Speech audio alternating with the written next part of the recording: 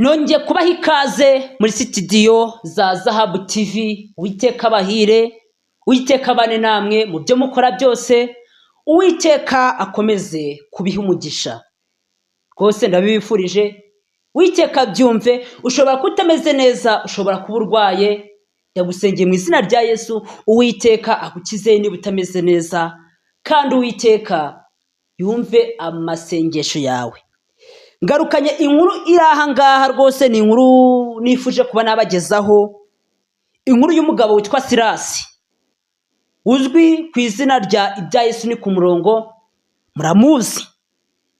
Amaze igihe gitoya atawe muri yombi azira kuba yarateye umwana utujuje imyaka y'ubukure, utagejeje ku myaka 18, yaramuteye inda. Rero uwo mugabo ku munsi tariki 5 z'uku kwezi kwa gatandatu yaje kuburana mu rukiko rw'ibanze rwa Nyamata, hara mu karere ka Bugesera. Abenshi murahazi, niburi wo mu karere ka Bugesera, ahantu rwose urahazi. Tariki 5 ku munsi w'ejo yarari kuburana, ariko ibintu byabereyeyo nibyo rwose mbazaniye aha ngaha. Rwose nagahoma munwa, navuga rwose karagahoma munwa. Sirasi yitabiriye inteko iburanisha ku munsi w'ejo tariki 5, ariko ibintu byahabereye rwose navuga karagahoma munwa. Aho Sirasi rwose yagiye imbere y'inteko iburanisha yambaye ingofero, ako nagashya rwose, twavuga yuko ari nagasuzuguro gakabije. Yaragiye rwose yambaye ingofero, nta byo kuyikuramo wapi, aragenda rwose. Noneho igitangaje ni ukuntu yari yasabye yuko nta tangazamakuru akeneye mu cyumba cy'iburanisha.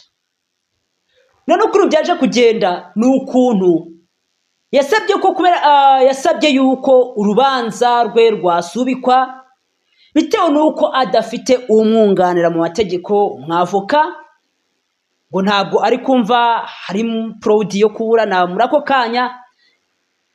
Urubanza byarangiye rusubitswe, kandi yavuze yuko nta banyamakuru akeneye mu cyumba cy'iburanisha.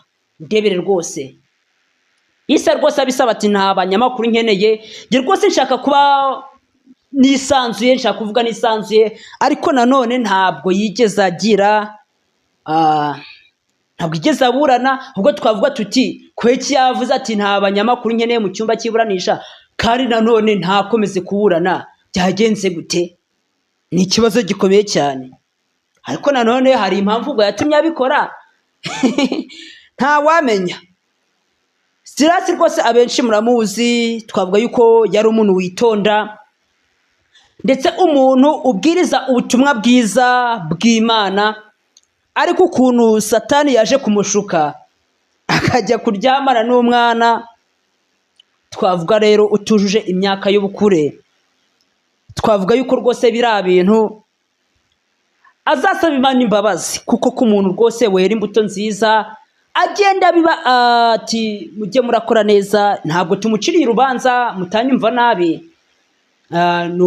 Wasanga nyine afite uko yari yabitekereje. Gusa reka ngarukira aho ngone kugira ibintu mvuga byinshi. Gusa uriya mugabo nibyo byaje kumubaho rero ku munsi w'ejo, ubwo byarangiye urubanza rwe rusubitswe, rukazasubukurwa tariki 10. Ubwo nibwo urubanza rwe ruzasubukurwa. Ubwo rero muzamure update kugira ngo mbibagezeho. Hari inkuru rero ngiye kubagezaho nanone mu kanya mutaza gutinda. Ni inkuru rwose y'umugabo uri gutabaza ati rwose ngewe abantu bangiriye nabi. Ese abo bantu ni bande? Nabo turibuze kubamenya. Bamukata ku bugabo. Ibyo bintu rwose biratangaje.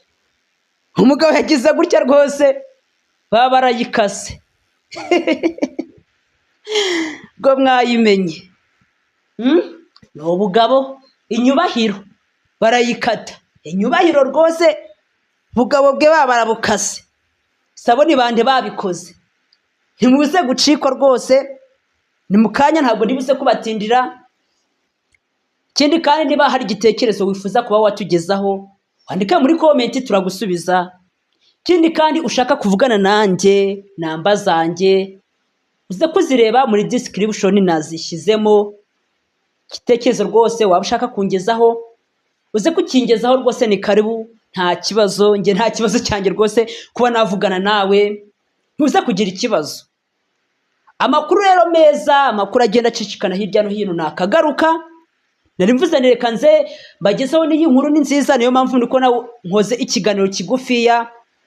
Nirinze rwose kuba natinda hano muri studio kugira ngo ntaza kurambirana nayo makuru. Ndiko ngo mbagezeho y'ibintu byabereye mu rukiko rwa Nyamata hariya mu karere ka Bugesera, aho umugabo witwa Sirasi uzwi nko ku izina rya Ibyayisuni ku murongo yari yitabiriye urukiko, yari yitabiriye kuburanishwa ku byaha ashinjwa. Ubwo rero nawe mvuze nikanze mbibagezeho, abenshi ntabwo mwari mubizi, byari byiza ko nza kubibagezaho. Reka tuzegura mu kandi kanya, ntabwo ndibuze gutinda, ndaza rwose ndi kubasesengurira iyo nkuru mbabwiye n'andi makuru menshi cyane agenda cyara hirya no hino.